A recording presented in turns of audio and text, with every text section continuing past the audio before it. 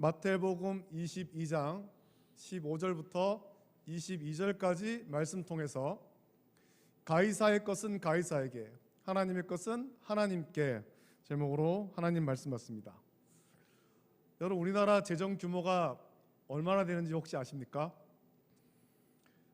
지난 2021년 우리나라의 재정 수입은 무려 344조 1천억 원이라고 기획재정부에서 지난 17일에 그렇게 밝혔습니다. 이 344조 1천억 원, 대부분 국세 수입인데 세금이란 말이죠. 2020년과 비교했을 때 세금이 무려 58조 5천억 원이 증가했다는 겁니다. 세금을 많이 거뒀다는 거죠. 이 세금 거둔 것이 역대 최대치라는 것입니다. 그리고 이 기록은 2021년 2차 추가 경정 예산 당시에 예측했던 아마 원래 작년에 그렇게 세금이 이 정도 들어올 거다 예상했던 314조 3천억 원에 비해서 무려 29조 8천억 원이 늘었다는 겁니다. 더 늘었다. 추가 경정 예산 세울 때까지만 하더라도 이만큼 들어올 줄 몰랐는데 하반기 들어서 이만큼의 세금이 더 많이 들어왔다라는 것입니다. 세금 외에도 2차 추경 때의 전망보다 무려 1조 원 증가한 30조 원 수준으로 나타났고, 이 세외 수입이 또 기금 수입, 이렇게 어떤 그 나라의 재산을 가지고 재정을 가지고 운영하는 기금 수입도 25조 원이 증가한 196조 원을 기록했다, 그렇게 밝힙니다. 특히 이 기금 수입은 지난해 우리나라 이제 주식 시장이 굉장히 화랑이었거든요. 그리고 자산 시장 호조세로 운영 수익이 늘어나면서 국민연금 자산 운용 수익이 약 40조 원이 나타났다, 그렇게 밝혔습니다. 그래서 예산 대비 무려 21조 원이 늘어났다는 것입니다. 들어온 수입이 이만큼 많은 만큼 지출도 많았는데 코로나19 극복 피해 지원 등의 주요 원인으로 밝혀졌고요. 2020년 대비 약 50조 원이 증가한 600조 원 수준으로 이제 그 나라 재산을 살림을 살았다라는 것입니다. 그래서 수입도 많이 늘었지만 지출이 굉장히 많아서 나라 재정은 적자라는 거죠. 적자, 계속해서 적자다. 몇백조 국가 재정의 규모가 워낙 커서 이런 수치가 솔직히 우리 삶에 크게 와닿지는 않습니다. 그렇지만 그래도 모든 사람이 이 수치를 들으면서 똑같이 느끼는 감정들이 있을 텐데, 뭐냐면 세금 내는 것이 반갑지는 않다라는 거죠. 반갑지는 않다. 나라의 세금이 이만큼 거쳤다 그러면 뭔가 모르게 내가 세금을 많이 낸 것 같네, 괜히 좀 억울한 생각이 들죠. 그만큼 안 내도 되는데 이만큼 냈구나, 이런 억울한 마음이 사람들은 들기 마련입니다. 세금 내는 거 좋아하는 사람 있을까요? 내가 세금을 많이 내야 되겠어, 세금 내는 거 좋아하는 사람 있을까요? 세계 어느 나라를 가더라도 세금 내는 거 좋아하는 사람은 없을 겁니다.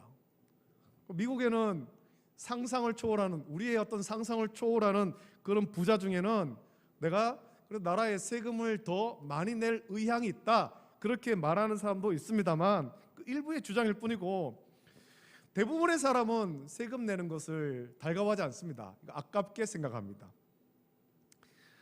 많은 세금을 낸다라는 것은 또 한편으로는 뭐냐면은 그만큼 내 소득이 늘었다라는 것을 방증하는 거죠. 소득이 늘었으니까 늘은 만큼 이제 세금을 내는 것인데, 그만큼 세금이 늘어나면서 이제 아깝다, 소득이 늘은 것보다 세금 내는 게 아깝다라는 생각을 많이 합니다.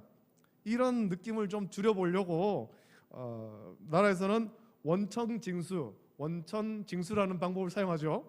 이 원천징수는 소득 또는 어떤 수익 금액을 지급하는 자가 그 대가를 지불할 때, 쉽게 설명하면은 여러분들이 일을 해서 어떤 급여를 받을 때 상대방이 내야 할 세금을 미리 징수해서 국가에 납부하는 것입니다.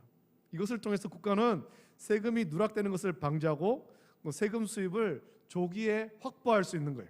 또 납세 의무자 입장에서는 세금을 분할 납부함으로써 조세 부담을 좀 줄여주는 거죠.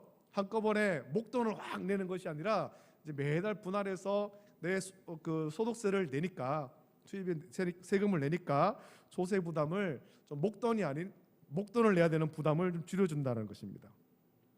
그 여러분이 만약 일을 하고 있다면 직장에서 월급을 받을 때 이미 원천 징수를 해서 세금을 세금을 제한 그런 급여를 받는 거죠. 그래서 세전 수입, 세후 수입 이렇게 나누지 않습니까? 자기 나라에 내는 세금도 우리는 참 아깝다고 생각하는데 만약에 다른 나라의 세금을 내야 한다면 그게 얼마나 아깝겠습니까? 내 나라가 아니라 내 조국이 아니라 다른 나라의 세금을 내야 돼요. 우리가 일본의 세금을 낸다든가 중국의 세금을 낸다든가 내 나라에 살고 있는데 그렇게 된다면 굉장히 불합리한 거죠. 우리나라가 일제 강점기를 겪는 동안 원하지 않았지만 일본의 세금을 내야 했습니다. 세금만 내는 것이 아니라 그때는 강제로 많은 것을 다 빼앗기지 않았습니까? 1년간 열심히 농사를 지으면 추수 때가 되면 강제 수탈합니다. 와가지고 다 뺏어가는 거예요. 많은 급여를 준다고 속여서 강제로 징용에 끌고 갑니다. 어디에 데려가는지도 모르고 그냥 월급 많이 주겠다. 그걸 보고 사람들을 강제로 속여서 모으는 거예요. 그래서는 전쟁터로 끌고 가고 탄광에 끌고 가고 전쟁 위안부로 많이 끌고 갔습니다. 이런 일에 대하여서 진실한 사과와 제대로 된 배상이 지금까지 이루어지지 않아서 아직도 우리나라는 일본이라고 하면 막 치를 떨지 않습니까? 일본에 대해서 좋은 감정을 가지기 어렵습니다. 그래서 일본은 가깝고도 먼 나라다 그렇게 여기는 거예요. 동계올림픽 중국 베이징에서 하는데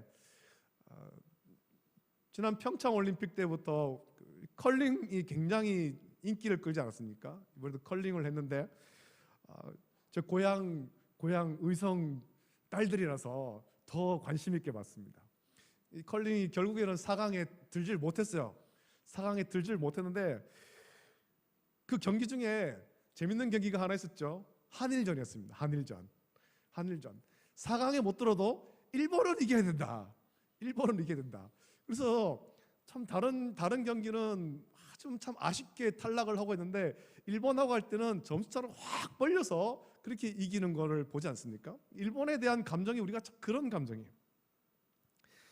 일제 강점기는 우리나라의 아주 뼈아픈 역사죠.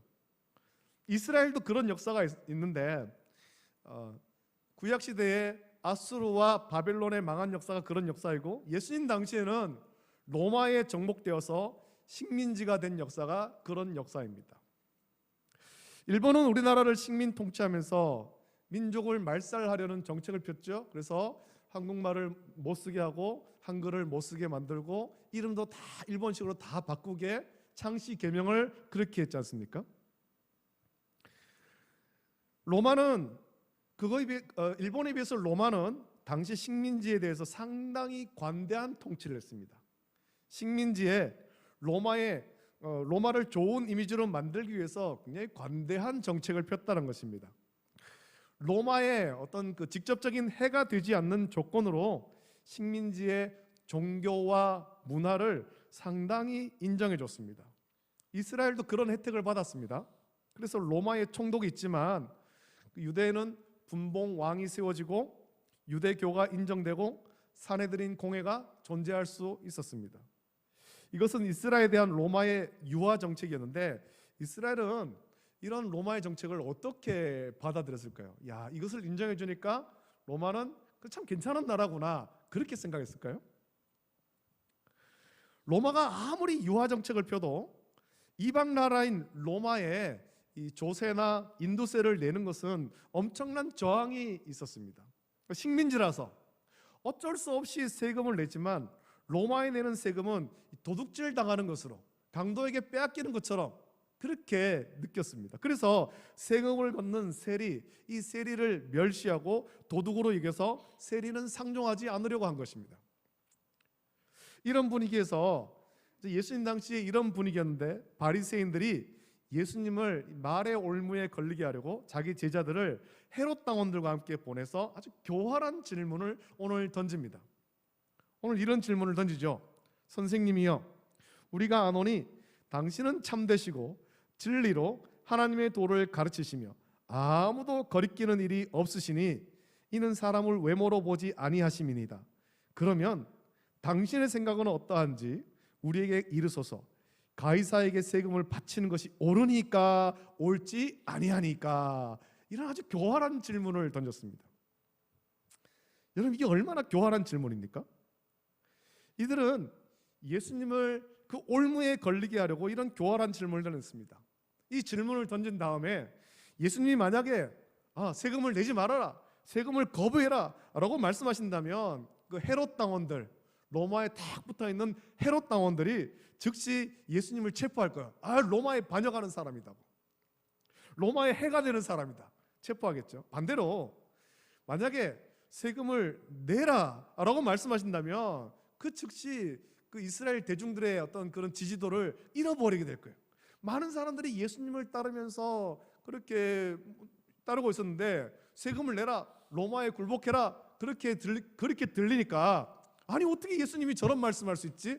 라고 하면서 그때까지 예수님 따라다니는 사람들이 야, 저분은 못 따라다니겠다, 저분은 로마의 앞잡이다 하면서는 예수님을 거부하게 되겠죠. 이것을 위해서 예수님의 모든 말과 행동을 지켜보았던 헤롯 당원들, 이 헤롯 당원들은 납세 옹호론자입니다. 로마에 붙어있는 자들이에요. 그리고 또 바리새인들은 납세 반대자들이죠. 로마에 세금을 내면 안 된다라는 입장이었는데, 이들이 있을 법하지도 않은 이 동맹, 서로가 사실은 되게 좀 원수처럼 지내는 사람들인데 이들이 동맹을 맺고 예수님을 엄청나게 곤란한 상황에 빠뜨리려는 것입니다. 예수님을 대적하는 자들은 어떻게 해서든 이 상황을 이용해서 예수님을 올무에 걸리게 하려고 몸이 달았습니다. 이제 아주 예수님이 이제 올무에 걸렸다, 어떻게 대답해도 다 올무에 걸린다, 잘됐다, 이제 예수님을 잡아가둘 좋은 기회다라는 거예요. 예수님 당시 이 상황과 좀 비슷한 상황이 지금 일어나고 있지 않습니까? 선거철이 되면 이런 상황은 교회 안에서 더 극심해집니다. 나라와 민족을 위해서 행동해야 된다라는 사람이 있고, 아니다, 조용히 기도해야 된다라는 사람이 있습니다. 이런 상황은 참 교회를 무척 난처하게 만들죠. 나라와 민족을 위해서 행동하는 교회와 목사님은 유별난 교회와 목회자로 막 지탄받습니다. 반면에 조용히 기도하기를 원하는 교회와 목사님은 무책임하고 아무것도 안 하는 교회와 목사님으로 반대편에 지탄받습니다. 무엇이 맞을까요? 일어나서 행동을 해야 될까요? 조용히 기도를 해야 될까요? 사실 어느 쪽이 맞다 틀렸다 말하는 것 자체가 이게 옳지 않은 겁니다. 우리의 기도는 이런 기도가 돼야 되죠. 예수님께서 가르쳐주신 기도가 있습니다. 아버지의 뜻이 하늘에서 이룬 것 같이 땅에서도 이루어지이다. 아버지의 뜻이 하늘에서 이룬 것 같이 땅에서도 이루어지이다. 이 모든 우리의 살아가는 모든 삶의 환경, 아버지의 주권 속에 있습니다. 아버지의 뜻대로 되기를 원합니다. 그렇게 기도를 하고 그렇게 행동을 해야 되는 것입니다. 행동을 하는 분들도 그런 마음인 것이고, 기도를 하는 분들도 그런 마음으로 기도를 하는 거예요. 그래서 누구를 비난하거나 그렇게 해야 될 것이 아니란 말이죠. 근데 이런 논쟁들이 사실은 한국교회 안에 굉장히 어려운 문제로, 난처한 문제로 오늘날까지도 이루어지고 있는 거예요. 우리는 이런 상황을 어떻게 해야 될까요? 이런 논쟁은 목회자들 사이에서도 정말 어떤 답이 없는 논쟁이 되고 있습니다. 이렇게 주장하는 사람도 있고 저렇게 주장하는 사람도 있습니다. 어떤 주장을 하든 다 성경을 근거로 주장합니다. 그래서 어느 쪽이 맞다 틀렸다 단정 짓는 것이 잘못된 거예요. 아까도 말씀드렸다시피 우리는 아버지의 뜻이 하늘에서 이룬 것 같이 땅에서 이루어지이다, 그렇게 기도를 해야 되는 거죠. 그렇게 이 세상 정치도, 세상의 모든 문제도 아버지의 뜻대로 되기를 원합니다. 그렇게 기도를 하고 그렇게 행동해야 되는 것입니다. 이 바리새인과 헤롯 당원들이 예수님께 와서 이 질문을 던진 것, 아주 난처하게 만들려고 하는 것, 가이사에게 세금을 바치는 것이 옳으니까 옳지 않으니까, 무엇이 옳을까요? 무엇이 우리에게 유익한 것일까요? 바리새인들과 헤롯 당원이 예수님을 올무에 걸리게 하려고 만든 문제가 있습니다. 예수님께서 난처한 이 상황을 어떻게 해결하는지를 통해서 오늘 우리도 나아갈 길을 좀 찾아야 될 것입니다. 우리는 이 본문 속에서 주목해야 될 세 가지 사실이 있습니다. 먼저는 예수님은 이 세상에서 굉장히 궁핍한 삶을 사셨다라는 겁니다. 많은 것을 가지지 않았다는 거죠. 바리새인들과 헤롯 당원이 세금을 내는 문제로 곤란하게 할 때 예수님께서는 데나리온 하나를 구해야만 했습니다. 세금 낼 돈을 내게 보이라. 그 말씀은 예수님 수중에 지금 아무것도 없다는 거죠. 아무것도 없다. 예수님께는 동전 한 입도 없는 거예요. 온 우주 만물을 말씀으로 창조하신 하나님 아버지의 독생하신 외아들이신데, 또 하나님의 유일한 상속자이신데 세상의 것으로 치부하지 않으셨다는 겁니다. 예수님은 세상의 재물로 배부른 분이 아니라 한 영혼을 구원하는 것으로 만족하며 행복을 누리셨습니다. 그게 예수님의 관심입니다. 예수님의 관심, 예수님이 중요하게 여기는 것. 그러니까 재물을 많이 모으는 것, 세상에 부유한 것, 그게 아니라 한 영혼을 구원하는 것, 그것이 예수님의 가장 중요한 관심사였다는 거죠. 사마리아 수가성에서 제자들이 먹을 것을 찾으러 간 동안 예수님은 물을 기르러 나온 그 여인과 대화를 하셨습니다. 그에게 복음을 전하셨고, 그 여인이 복음을 깨닫고 사람들에게 알리러 동네로 들어간 사이에 제자들이 어디에선가 이제 음식을 구해서 예수님께 왔습니다. 누가복음 4장 31절부터 36절 말씀 보면 이런 말씀 있죠. 우리 한번 찾아볼까요? 누가복음 4장 31절부터 36절까지 말씀입니다.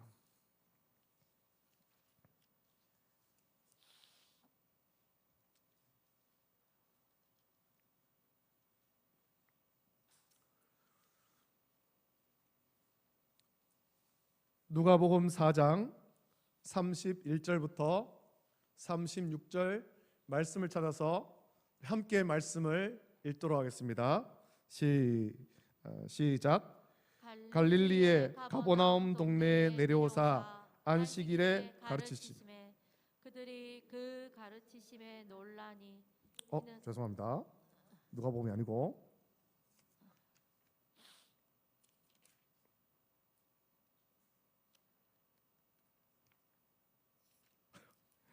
죄송해요. 제가 본문을 잘못 찾았어요.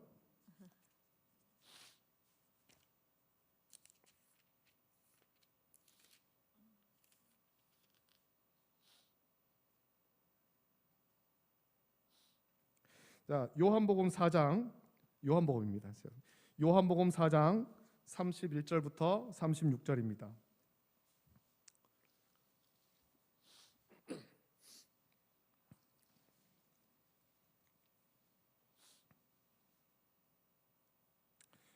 요한복음 4장 31절부터 36절 말씀을 함께 읽습니다. 시작. 그 사이에 제자들이 청하여 이르되 랍비여 잡수소서. 이르시되 내게는 너희가 알지 못하는 먹을 양식이 있느니라. 제자들이 서로 말하되 누가 잡수실 것을 갖다 드렸는가 하니 예수께서 이르시되 나의 양식은 나를 보내신 이의 뜻을 행하며 그의 일을 온전히 이루는 이것이니라. 너희는 넉 달이 지나야 추수할 때가 이르겠다 하지 아니하느냐. 그러나 나는 너희에게 이르노니 너희 눈을 들어 밭을 보라. 희어져 추수하게 되었도다. 거두는 자가 이미 삭도 받고 영생에 이르는 열매를 모으나니 이는 뿌리는 자와 거두는 자가 함께 즐거워하려 함이라. 아멘. 아멘.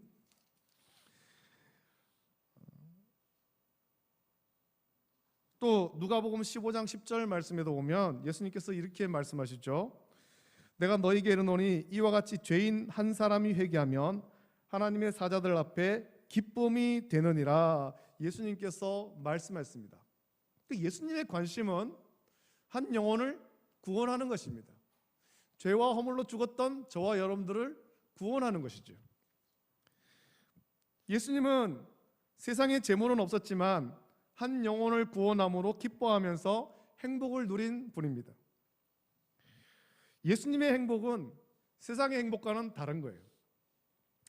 여러분, 얼마 전까지 네팔 옆에 있는 그 높은 산지에 있는 부탄이라는 나라가 있습니다. 굉장히 작은 나라인데 이 나라가 얼마 전까지만 해도 세계에서 가장 행복 지수가 높은 나라였습니다.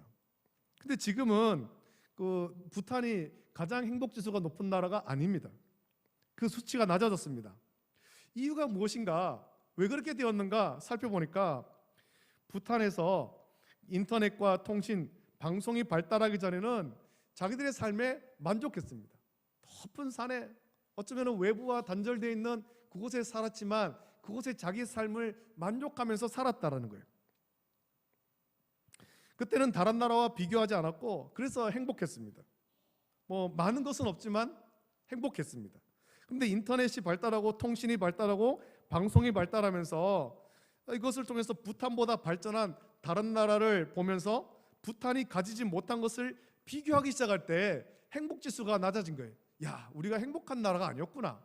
우리가 잘 사는 나라가 아니었구나. 저 나라와 비교해 보니까 우리나라는 행복한 나라가 아니었네 라기 시작한 거죠. 세상의 것을 가지려고 하고 더 많이 가지려고 비교하기 시작하면 우리의 삶은 행복하지 않습니다. 세상의 것을 목표로 하며 살아가면 우리는 행복하지가 않습니다. 우리의 행복은 세상의 재물로 찾는 것이 아니라 예수님처럼 한 영혼이 죄를 회개하고 돌아오는 것, 구원받는 것으로 기뻐하고 감사해야 되죠. 사랑하는 가족 가운데 아직 믿음을 갖지 못한 가족이 나와 같이 예수님을 구주로 믿고 예배당에 같이 나와서 주일날 같이 나와서 예배를 드린다면, 나와 같이 이 자리에 앉아서 예배를 드린다면 그게 얼마나 기쁘고 얼마나 행복한 일이겠습니까? 그것이 예수님의 행복이고 우리가 찾고 우리가 누려야 될 행복인 것입니다. 예수님께는 그 행복으로 충만하신 분이죠. 동전 한 입이 없었습니다. 두 번째로 예수님은 질문을 던지는 이 바리새인들과 헤롯 당원이 얼마나 위선적인가 하는 것을 책망하시죠. 이 바리새인들은, 이 열심당원들은 로마의 세금 내는 것을 반대하지만 사실 그 땅에 살면서 세금으로 누릴 것 다 누리고 살고 있었습니다. 로마를 싫어하지만 세금으로 누릴 것 다 누리고 살았다는 거죠. 이 코로나19 감염병 사태를 겪으면서 우리도 그렇지 않습니까? 세금 내는 것 아까워하면서 지원금이나 어떤 혜택 있으면 이거 받으려고 참 악착같이 그렇게 하지 않았습니까? 혹시 내가 신청을 못해서 못 받는 건 아닌가? 다른 사람 다 받는데 나만 못 받는 건 아닌가? 그런 지원금이나 혜택을 받지 못하는 것을 몰라서 못 찾아 먹는다고. 그래서 누구는 이런 말을 했죠. 나라에 돈이 없는 게 아니라 도둑놈이 많다. 어떻게든 찾아 먹으려고 그렇게 했다는 겁니다. 그런 혜택을 받으려고 하면서 세금 내기를 아까워하고 더 많이 주지 않는다고 불평한다면 그게 과연 옳은 걸까라는 거죠. 예수님은 이렇게 바리새인들과 헤롯 당원의 위선을 책망하신 후에 그들에게 질문하십니다. 이 형상과 이 글이 누구의 것이냐? 데나리온 하나를 보이시면서 이 형상과 이 데나리온에 있는 형상과 데나리온에 적혀있는 이 글이 누구의 것이냐라고 물으신 거예요. 그러자 그들은 마지못해 대답하기를 가이사의 것이니이다 라고 대답합니다. 그 동전, 예수님 당시에 사용되던 그 데나리온에는 이런 글귀가 있었다죠. 디베료 가이사, 아우구스투스, 신성한 아우구스투스의 아들 대제사장, 이런 문구가 동전에 기록되어 있었습니다. 이것이 기록되어 있는 가이사의 화폐를 사용하는 것은 가이사의 권위를 인정하는 것이며 그와 더불어서 납세할 의무를 받아들인 거예요. 그래서 로마의 식민지에서는 이 화폐가 통용되는 거죠. 로마의 세금을 내지 않고서는 그 제국의 도로, 로마에는 굉장히 발달된 도로가 있지 않았습니까? 그 도로, 또 교육, 정의, 그리고 다른 나라의 침략으로부터의 보호, 로마 군대가 들어와서 또 그 식민지를 통치하지만 외적으로부터 보호해주는 이것을 누릴 수가 없다는 것입니다. 예수님의 이 질문은 사회 정치적 구조를 전혀 위태롭게 하지 않으면서 지금 헤롯 당원과 바리새인들은 예수님을 올무에 걸려고 이런 질문을 던졌지만 예수님은 사회의 정치적 구조를 전혀 위태롭게 하지 않으면서 가이사의 이익을 누리는 자들은 가이사의 세금을 반드시 내야 한다라는 것입니다. 마지막으로 예수님은 이런 결론을 내리시죠. 그냥 가이사에게 세금을 내라 그렇게 말씀하신 것이 아니라 예수님의 말씀은 가이사의 것은 가이사에게, 하나님의 것은 하나님께 바치라 라는 말씀으로 결론을 내십니다. 이 데나리온 동전에도 기록되어 있지만 고대 국가는 신정일치의 개념을 가지고 있었습니다. 신에 대한 숭배와 통치자의 권력을 아주 밀접한 관계로 묶고 있는 거예요.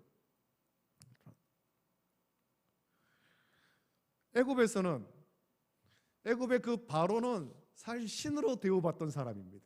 신으로, 그냥 자신과 똑같은 사람이 아니라 신으로서 인정을 받던 사람이고, 그래서 그 이집트의 그 어떤 그 바로의 무덤들이 굉장히 크지 않습니까? 보통 사람의 무덤이라고 생각할 수 없는 그걸 신으로 숭배하기 때문에 그렇게 만든 거죠.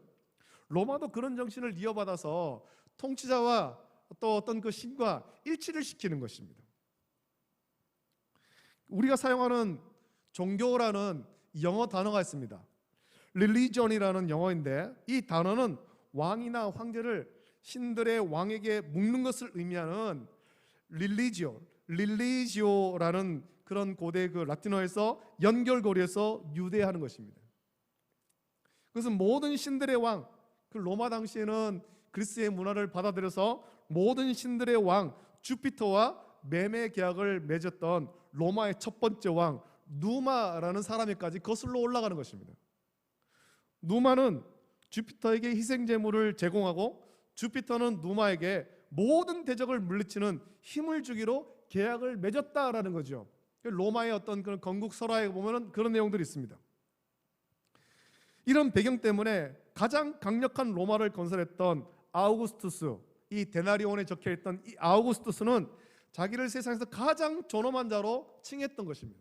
내가 세상에서 가장 존엄한 자다. 그 말은 인간 중에 최고다, 신과 동급이다라는 것입니다. 로마의 화폐 데나리온을 쓴다는 것은 그런 의미가 있는 거예요. 로마의 황제를 신처럼 숭배하는 것, 그런 의미가 포함되어 있는 거죠. 예수님이 가이사의 것은 가이사에게, 하나님의 것은 하나님께 바치라고 말씀하신 것은 로마 황제가 스스로 신의 위치에 오르고 경배받으려는 이것을 거부하신 것입니다. 가이사의 것은 가이사에게 바치라는 것은 그냥 그 통치를 받는 시민으로서 세금 낼 것은 세금을 내되, 하나님의 것은 하나님께 바치라는 것은 경배는 하나님께 하라는 거예요. 경배는 하나님께 해라. 나라의 통치자로 가이사를 인정하지만 너희 경배 대상은 가이사가 아니다라는 겁니다. 경배의 대상은 오직 하나님이다라는 거예요. 예수님이 하신 그 말씀의 의미는 가이사에게 세금 바치는 것은 좋지만 가이사를 경배하는 것은 안 된다라는 것입니다. 가이사가 세상의 통치자이기 때문에 가이사를 세상의 통치자로 인정하고 세상의 법을 따르지만 경배하는 것은 다른 문제라는 거예요. 경배하는 것은 다른 문제다. 우리의 경배를 받을 분은 오직 하나님 한 분밖에 없습니다. 가이사가 경배의 대상이 절대로 아니란 말이죠. 세상의 어떤 위대한 사람도 경배의 대상은 절대로 아니란 말입니다. 오전에도 다니엘과 그 세 친구의 말씀을 잠깐 나눴습니다만, 다니엘과 세 친구를 보면 그들이 바벨론의 포로로 잡혀갔고 바벨론의 학문과 언어를 배워서 바벨론의 관리가 됩니다. 유다를 멸망시킨 느부갓네살을 위해서 일하고 다리오에게 손해가 없도록 그 밑에서 충성했습니다. 하지만 경배는 다른 문제였다는 것입니다. 경배는 바벨론에 충성하고 느부갓네살과 다리오에게 신하가 되어서 일하는 것은 해야 되죠. 내가 사는 나라를 위해서 충성하고 세금도 내야 되고 정책도 따라야 됩니다. 그러나 경배는 다른 문제라는 것입니다. 경배는 오직 하나님께 하는 거예요. 하나님께요. 초대 기독교인들이 핍박받고 순교당한 이유는 로마 황제를 경배하지 않았기 때문에 그렇습니다. 그들이 세상에서 선하고 성실하고 세금도 잘 내었지만 로마의 황제를 경배하지 않는다라는 이유로 핍박받고 순교당한 거예요. 다른 이유가 없어요. 오직 그 이유 하나밖에 없는 거죠. 다른 사람은 다 황제에게 머리를 조아리고 황제를 경배하는데, 이상하게 그리스도인들은 세금도 잘 내고 뭐 해야 될 거 잘하는데, 법도 잘 지키는데 유일하게 황제를 경배하지 않더라는 겁니다. 이게 황제의 마음을 굉장히 거스르겠죠. 그래서 핍박한 것입니다. 세상에서 해야 할 일은 하지만 경배는 오직 하나님께 해야 되기 때문입니다. 그래서 그런 환난과 핍박 때문에 결국에 많은 그리스도인들이 땅을 파고 지하 카타콤으로 내려가지 않았습니까? 하나님을 경배하기 위해서. 세상의 것을 다 포기하더라도 나는 하나님 경배하겠습니다. 그래서 지하 카타콤으로 들어간 것입니다. 예수님께서 이 바리새인들과 헤롯 당원들에게 이런 말씀을 하신 이유는 그들 중에는 가이사에게 충성하는 것과 가이사를 경배하는 것을 혼합한 자들이 있었죠. 헤롯 당원들 아닙니까? 또 다른 이는 가이사의 것을 이용하면서 가이사에게 충성하지 않는 자들도 있었다는 것입니다. 바리새인들이 그런 사람들이죠. 예수님은 이것을 통해서 너희가 하나님을 경배하는 하나님의 자녀라고 하면서 하나님의 것을 하나님께 돌려주지 않고 하나님을 제대로 경배하지 않는다는 것입니다. 하나님께 돌려드리지도 않고 혜택만 받으려고 한다. 하나님을 제대로 경배하지도 않으면서 하나님의 자녀다라고 입술로만 말하는 것입니다. 세상의 왕을 섬기는 것을 마치 하나님 섬기는 것으로 오해하는 자가 있다라고 책망하신 것입니다. 헤롯 당원들이죠. 이것이 오늘 우리의 모습 아니겠습니까? 예수님께서는 그 데나리온을 보시면서 여기 있는 형상이 누구의 것이냐라고 물으셨는데 그 질문의 이면으로 들어가면 너희 안에는 누구의 형상이 있느냐라는 질문입니다. 너희 안에는 누구의 형상이 있느냐? 저와 여러분에게는 누구의 형상이 있습니까? 우리는 하나님의 형상과 하나님의 모양대로 창조가 되었습니다. 그렇다면 우리는 하나님의 것이죠. 가이사를 경배하는 것이 아니라 우리는 하나님의 형상과 하나님의 모양대로 창조되었다면 하나님만을 경배해야 되는 것입니다. 자기를 하나님께 온전히 드리기를 힘써야 되는 것입니다. 우리는 하나님 나라의 백성이고 하나님을 경배하는 자리예요. 그러나 또 한편으로는 우리가 이 땅 가운데 살아갈 때에 세상 나라에 속했습니다. 세상 나라에서 해야 될 의무가 있다는 것입니다. 우리는 이런 상황을 인식하고 하나님께 드릴 것은 하나님께 드리고 하나님을 온전하게 경배하는 것. 경배의 대상은 오직 하나님 한 분밖에 없습니다. 세상 나라에 낼 것, 세금도 내야 되고 법도 지켜야 되고 여러 것 해야 되지만 그것도 하면서 다니엘과 세 친구처럼 세상에서도 존경받으며 순결한 하나님 백성으로 살아가는 저와 여러분 되시기를 예수님의 이름으로 축복합니다. 아멘. 기도하겠습니다. 거룩하신 아버지 하나님, 사랑과 은혜를 감사합니다.